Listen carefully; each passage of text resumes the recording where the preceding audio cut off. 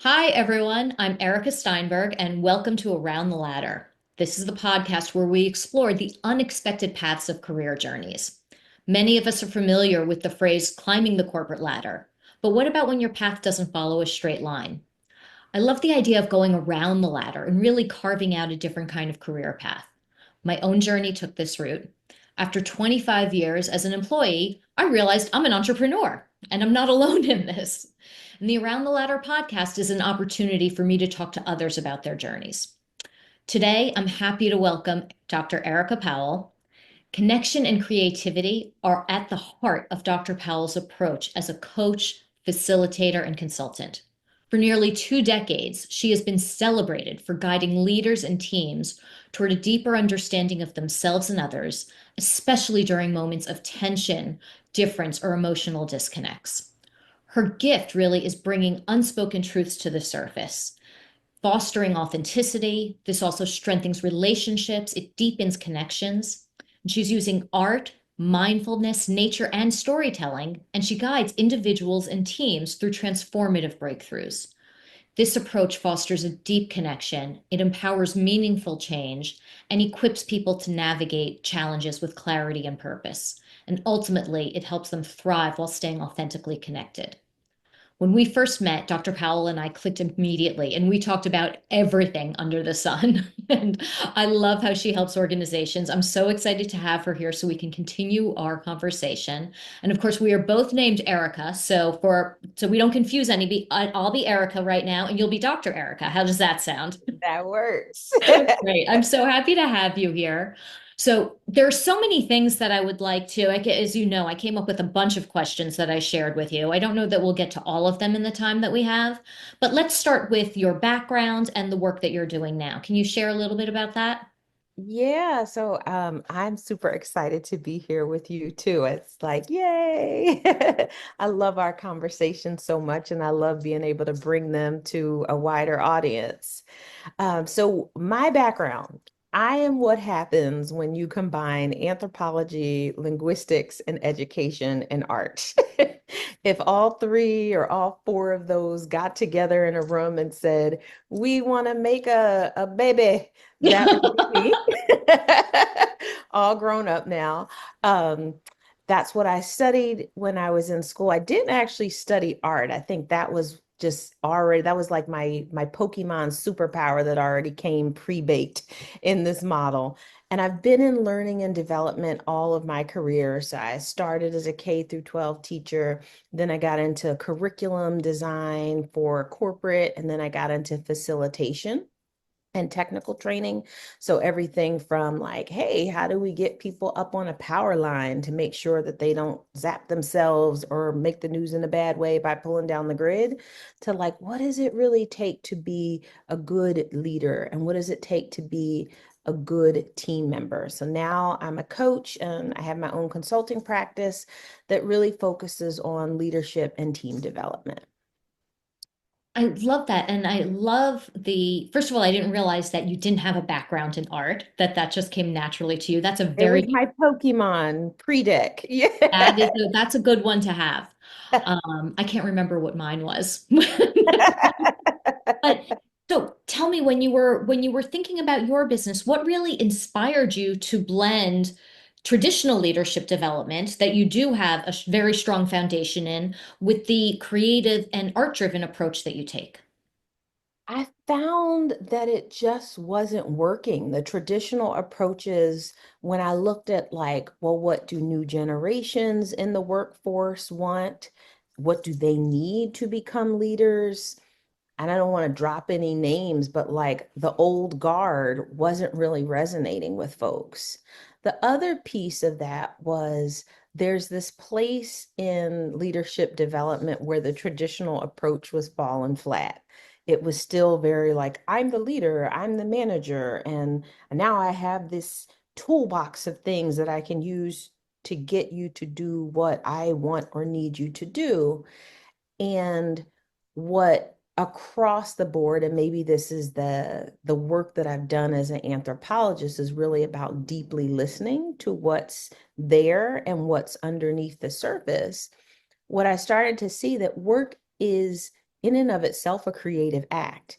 And so people, especially during the pandemic, wanted something different. Mm. And in order to get something different, you have to go through the dance or engage with creativity, right? You like it's a, if you want something different, because let's face it, like the work or the world of work, some people call it VUCA, some people call it Bonnie, like it has changed. Things are more volatile, things are more uncertain, things are more complex and interconnected, and there's more ambiguity.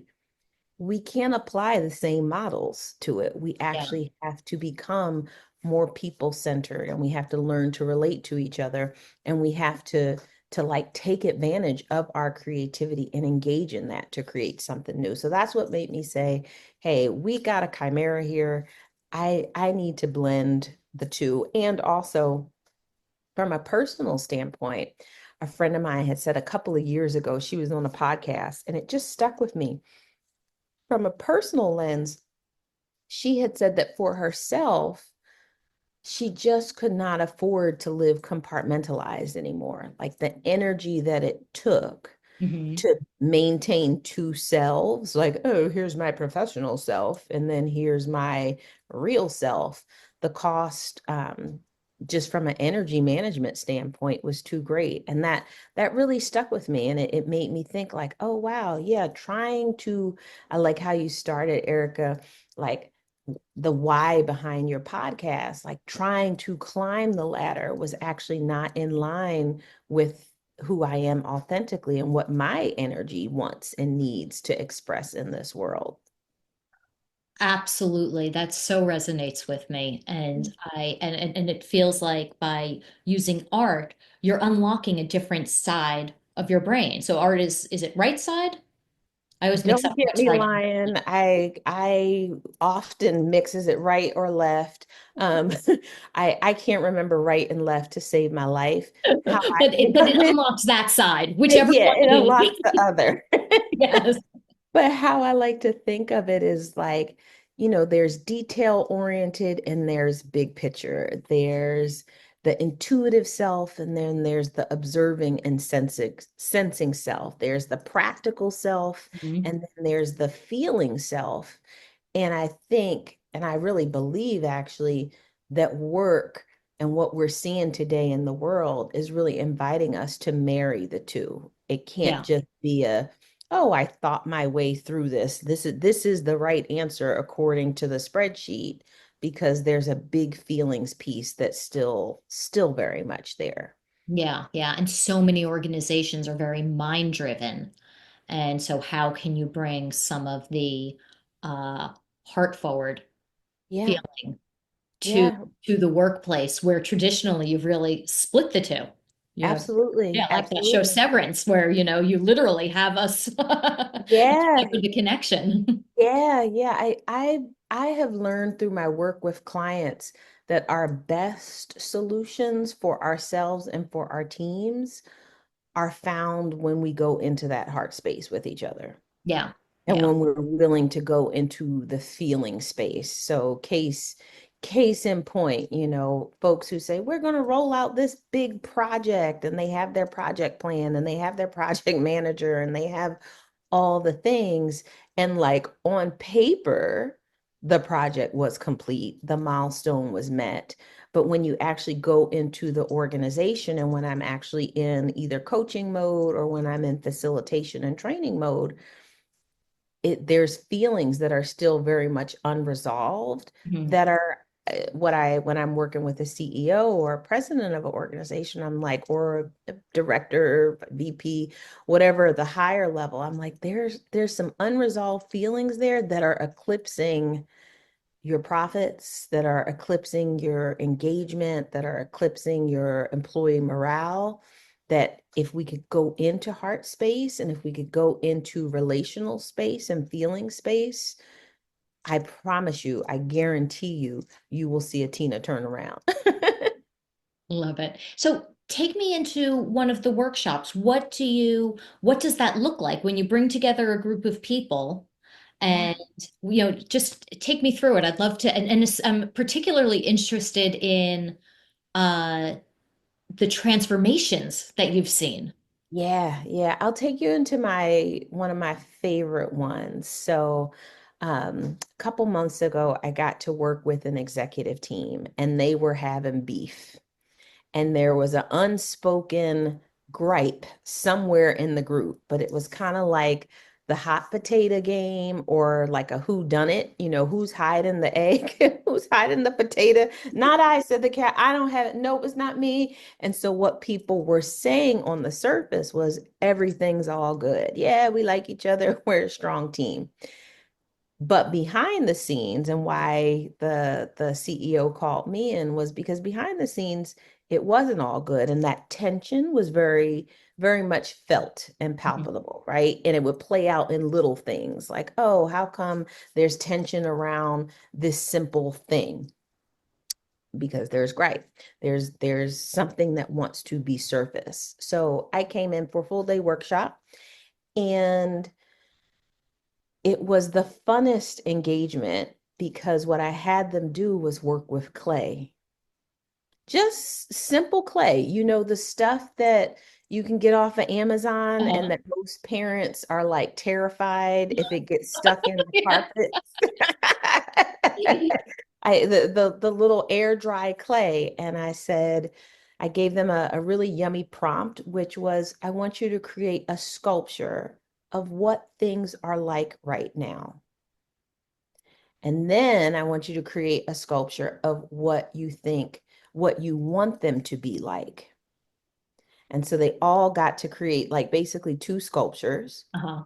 They had some time to share. We did a facilitation talk. Technique called a museum walk. So everybody got to get curious about everyone else's and they got to talk to the artist.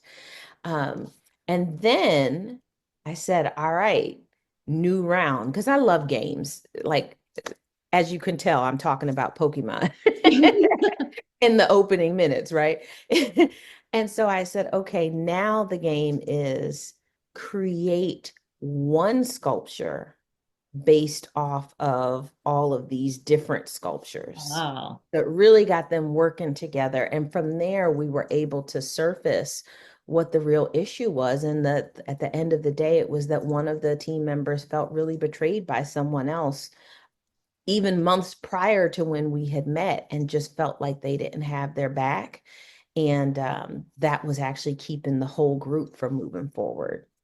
So when Wow. we surfaced that, like you could feel it in the room. There's like a tension that lives in people's bodies or what that was living in their Mhm. body. And when it surfaced and when it was said, all of a sudden everyone could breathe. And it was like, oh, okay, this is the place that we can repair from. What does it look like in the next 3 months? And we actually had that conversation of like, what are the big challenges that are coming up and how do you need these people on the team to be there for you right now?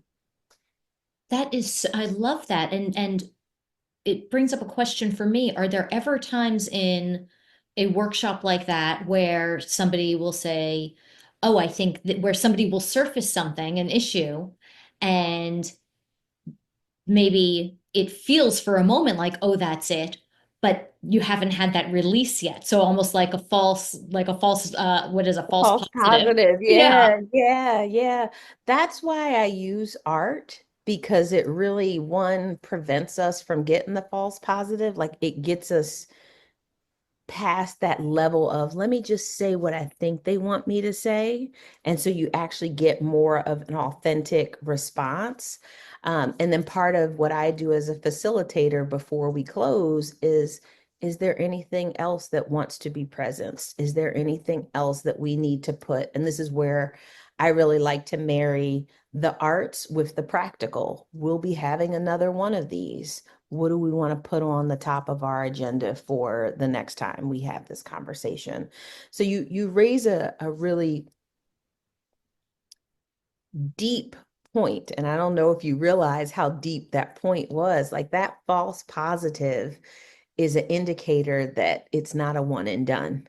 Yeah. So a lot of times when people work with me, they're like, oh, we just want to have like one little session. But that false positive actually, when it comes up, and it always comes up in the group and it becomes an action item. So like we are actually on a journey together. Mhm. This isn't a like, oh, I'll come in and here comes Mary Poppins. Papa. It's a prolonged, what are the conversations that we need to keep having to be in this space of authenticity and support for each other?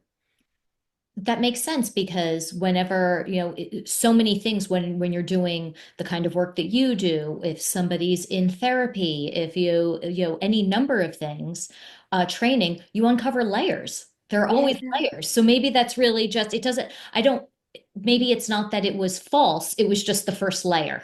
yeah, And yeah, there's more depth there that needs to be resolved. absolutely.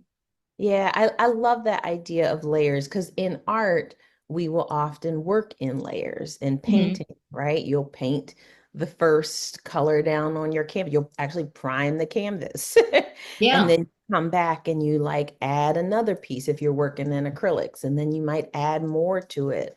And I know when we're working with teams or when I'm working with leaders, it is a layered process. Mhm. Do you ever end up with somebody as part of a group where um they're not allowing themselves to feel what's going on, they're not allowing themselves to participate? Yeah, yeah. I feel like part of the design that goes into a workshop for me Mhm. as a facilitator, as a creator, is to design for that person in mind. Uh, Because what I know to be true about work is that it doesn't really allow for a lot of feeling.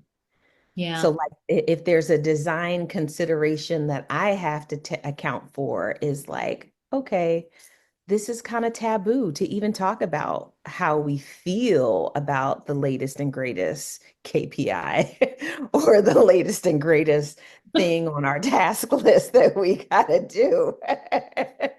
So part of the design from an activity, art, nature, storytelling process gets people to open up in that way. And I will often pair people together so that they can see how deep they can go Mhm. each other. That's nice. So it's so interesting because I hearing you talk about this, I Mm. can't imagine you doing anything else but what you're doing. So, like, I want that on a t-shirt. yeah, and before we press record, in our earlier conversation, we were talking about how, every now and then as an entrepreneur, like we do sometimes feel like, oh, you know what, it's so much and there's so many things to do. My to-do list is never ending. Let me just go back and get a 9 to 5 job. Yeah. How do you, especially with the work that you do, where you're guiding people in the way that you are, when you have moments like that, how do you guide yourself back to this? Step one, grab some paint and some colored pencils, or I will literally grab my art tools and just allow, rather than to process it in Word, Mhm. just allow my hands to move across. And it's a small piece of paper, like every day. This is my creative practice is like, okay, I'm just going to paint today. I'm Yeah. just going to like, what feeling am I feeling right now? Let me just get it onto the canvas. So there's that internal work of allowing myself to express it. And then I have a fabulous support team, right? Like I have friends that are ride or die that when I start getting into the Eeyores, if you know Winnie the Pooh, For a little oh Eeyore. ma, I don't know if I can keep doing that. They're like, hey, look at how far you come. So they reflect that back. And then the other part of it is I signed up, and I highly recommend any entrepreneur who's listening to like reach out to your local small business development center. A lot of times they will offer like free business coaching. You can get a business mentor for your business. And that helps me stay focused on the prize, if you will. And I would say underneath that all, Erica, is really being rooted in my purpose and in my why, Yeah. right? Like, so one of my core values is creativity. And so I live with this, hey, part of my why here on planet Earth and my purpose here on planet Earth is to connect people via creativity. Hmm. And so I have to keep my creative tool clean, if you will, and I have to get the support that I need. And when it gets rough, that's what I have to hold on to. Yeah. Yeah. I like And I that. often like to think of the last thing I'll say there is maybe it's just how my mind is wired. I like to think of the problems or the challenges as a design constraint. If somebody gave you a box of crayons and they were like, so we're going to take out all the warm colors and you have to like create with coolness, go. Cool colors only, Yeah. go. And the design constraint is not, I mean, it can be an illusion. You can Exactly. use the cool colors to create warm colors. Exactly. Exactly. So like there is no end to creation. There's no end to creativity. So it's having that mindset of like, what wants to be created from this Yeah. place? What brought you to the point where you decided to launch your own business? I know it's been, I was looking, it's been just about 9 years. So for me, I mean, that's almost a decade. So it's Yeah. been quite a while. What brought you to that point? I always wanted to have my own business. I remember when I went and got my doctorate, I think my aunt was like, "Well, why do you want to go back and get your doctorate?" And I was like, "Because I want the autonomy. I want to be able to have a degree that opens doors, that lets me be able to have my own business." Now, at the time, I thought the degree was going to open the door. I didn't realize, like, no, you actually opened the door. But if there was advice to my previous self, that may have been one of the things one of the pieces of advice I would have gave them. But yeah, I always wanted to have it. I had when I moved here to California from the East Coast, I started building it little by little. And then when 2020 pandemic happened, I was able to move into it full time. Mhm. Thank goodness, because that was probably a time, that time. And since then, we've seen such a shift in the workplace. Yeah. And really, I guess as the older part of Gen Z comes into the workforce, things are really changing. Yeah. I mean, Yeah. my kids are at the young end of Gen Z. They're like in the last couple of years of it, but the older part of their cohort are in their 20s and they're in the workforce now. So Yeah. how has that generation coming into a professional setting changed your work or influenced or maybe influenced leaders to call somebody like you? Yeah. Well, what I love about the Gen Z group is that they are very purpose driven and they will leave you in a heartbeat if Yeah. if they don't feel like it's filling their purpose, or if it's not, if they're working for a company that doesn't really have a purpose, they seem to have a lower tolerance for that old way of like, show up, you work for 30 years and then you get your prize when you're ready to retire. Mhm. So part of what gets leaders to call me is like they want somebody funky and fresh and dynamic to work with this group. And then when I get to work with them, and this is such a sweet place on the map, so I slow down and hold it with some extra tenderness. I think there's been a lot out there for that group around like, yeah, find your purpose, be purpose filled, purpose driven, but no one really guiding them in their careers Mhm. to have a purpose-driven life. So like we have the bucket, but no one's filling in the Yeah. dots. Very few folks are like, "Oh, well, what does it mean to choose your purpose over a promotion?"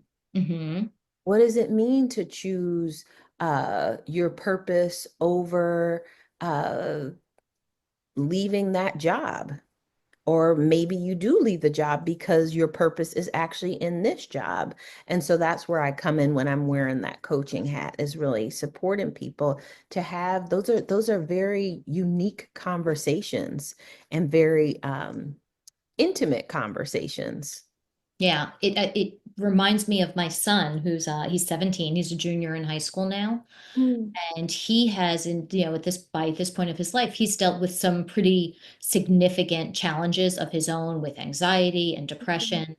And so my husband and I really had to shift our parenting to respond to what he needs. And we live in a very intense town mm, where education is incredibly important. And he was getting incredibly upset on behalf of one of his good friends. He said, I feel like his parents are way more concerned with his success than with his well-being. mm. And I think sums up that generation that they're, at least for my son, he wants us to be very concerned for his well-being. And a parent says, well, of course I'm concerned for your well-being. Yeah, From a kid, who has a much clearer perspective in that yeah, regard, is just like, well, no, this is about that's something different. You're concerned about my success yes, and fitting yes, into, we come back to that, what you talked about how, uh, the energy that it takes to separate yourself, fitting yeah. into that traditional mold takes too much energy. And this generation is just like, I'm not going to do it. Not doing it. Yeah, Yeah, I'm not yeah. fitting into How your wise mold. of your son to realize that so early in Yeah, his life, because I think a lot of professionals too that I will work with when they're at the millennial or like at the Gen X tier, they're just coming around to that yeah, aha. Success does not necessarily equal well-being. yeah. And there's a choice or trade-offs that want or may need to be made in order to have the well-being that you think is most aligned with your success. Your story reminds me of a couple of months ago. I was doing some work with students who had, what were they? They were like juniors, seniors in high school, and like early freshman college. And so I asked, we were doing this workshop to prepare them for like behavioral interviews and all of the like pre-professional stuff, right? You got to have a resume. You got to be able to ace the interview to get the job. And I could have done the like, these are some do's and don'ts. This is the boring way. Instead, I was like, no, we're going to approach this via art. You're going to make a tree of life. And I had different criteria and different things for them to consider.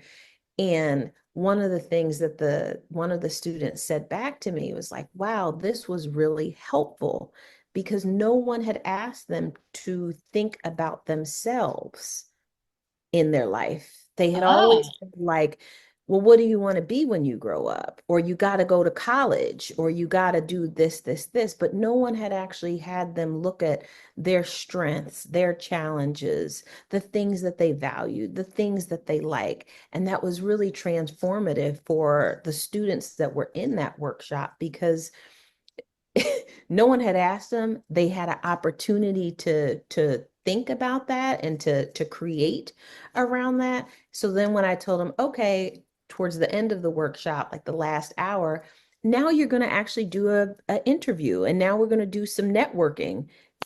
Like it fell right into place for them. of And they could course. speak from their heart. Yeah, yeah. Hey, I work with law firms. I've always worked with lawyers and law firms my entire career. It's been more than 30 years now. And I realize that that is a very mind-driven environment. And by me being able to be more comfortable in with myself and in my own skin, Yeah, finally, in my 50s, yeah, that yeah, I feel like I'm able to bring some heart to this very mind-driven world. yeah. So I love, though, that younger generations are learning how to do that at an earlier age. Earlier age, Yeah. yeah, yeah. Well, and I love And I how hope that you they stay with it, that they stay in that space. I feel like they will. I don't know. On a good day, I think they will. On a bad day, I don't know. Yeah. Because I feel like right now we're in such transformation Hmm. that someone says, why do you keep doing the work that you do in the way that you do it? It's because I firmly believe someone's got to be that lighthouse to Yeah. say, we can't lose sight of that because we're in survival mode right now. And I feel like when we look at collectively what's happening around the world in this country and wherever you turn, the energy of survival is really strong right Yeah. now. And there's a difference between survival and thriving. Yes. And Yes. so You're I'm right. like, if there's something that I came here to planet Earth to do, it's to be that lighthouse and to keep emitting that signal. Yeah. Like, Yeah. yes, it's And I possible. think to show people that they can put, they can create a filter so they can filter out the energy that comes at them that's not theirs. Because Exactly. there is Exactly. so much in the collective right now, in the environment, in Exactly. the population, and it could feel like it's your own. Uh, Yeah. and Yeah. sometimes some of it is, but it isn't all. Right. It isn't all yours. So not Right. like Right. not blocking it because you don't want to have a block, but something that filters. And I think and Yeah. art and working with art, the work that you're doing really can help provide that filter where the things that need to come in, and the things that need to go out, but the Yeah. harmful stuff gets filtered out. Yeah. And it brings me that sentiment brings me back to the idea of I also teach in the MBA program here in California at one of the state schools. And I teach a managing and motivating employees course. And so, one of the things that always sits with me and that I'm always working with those students around is we're all holding a piece of the collective. And even though that may not be your truth as a leader or a manager, you still will have to manage and motivate an employee who is holding that truth. If Hmm. it's different from you, if it's even if it's the same. And so, our work becomes how do we create from that place to make a workplace that really feels good and whole. Yeah. Yeah. So we're almost at the end of our time, but I do want Wow, we fast. I know flew. it We went were by so zooming. fast. So I want to go back to something you alluded to. If there was something that you could tell your younger self, aside from maybe rethink the doctorate, or maybe that's it. But if there's something you could tell your younger self, what would that be? Ooh, um, be patient. I need that lesson every day. Yeah, yeah, be patient. That the process of creation, you are always being created and shaped and molded. That process is called creation, creativity. You are shaping, you are being shaped, and that takes time. Hmm. And you may not know, you may not see what's showing up on the canvas of your life in that moment, but be patient and trust that is being revealed. Yeah. Yep. That Yeah. speaks to me. I've been doing that work myself. I am, yes. Yeah. Yeah, I mean, look, I if I think about your question, I don't know, like maybe my younger self is still in the building at Yeah. times. Right?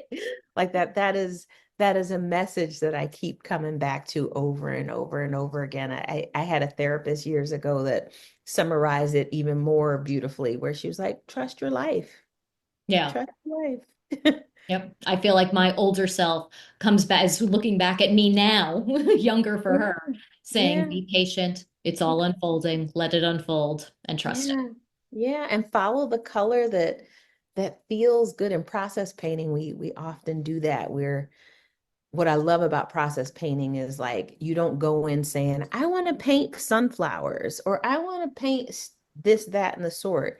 You literally tune in and see, well, what color wants to be on the canvas? Hmm. What shape does it want to be? Where does it want to be? And that's the level of patience that I hope or I would like to give back to my younger self is like, be patient with the process, like let it emerge. Yep. Love it. Well, thank you so much. I Thank so enjoyed you. continuing our Me conversation. And too. Me for too. everybody who's watching, thank you so much for joining us for another episode. I do hope that you'll come back. And if you are enjoying what you're seeing and hearing, please tell others. Have a great day.